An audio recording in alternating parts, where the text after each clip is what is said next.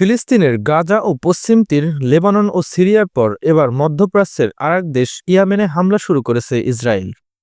আজ বৃহস্পতিবার ইয়েমেনের সামরিক স্থাপনায় হামলা চালানোর খবর জানায় ইসরায়েলি সামরিক বাহিনী।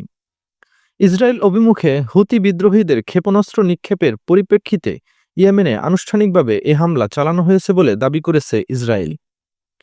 গাজায় ইসরায়েলি হামলায় নিহত ৪৫,০০০ ছাড়ালো ১৭,০০০ই শিশু। এ বিষয়ে ইসরায়েলি সামরিক বাহিনীর মুখপাত্র দানিয়েল হাগারি বলেন, হুতি বিদ্রোহীদের সামরিক স্থাপনা লক্ষ্য করে হামলা চালানো হয়েছে। এর মধ্যে রাজধানী সানার বন্দর ও জ্বালানি অবকাঠামো রয়েছে। হুতি ঘনিষ্ঠ টেলিভিশন চ্যানেল আল মাসিরাহ জানায়, আজ ভোরের দিকে সানা ও বন্দর নগরী হোদেইয়াদাহতে আগ্রাসী অভিযান চালিয়েছে ইসরায়েল।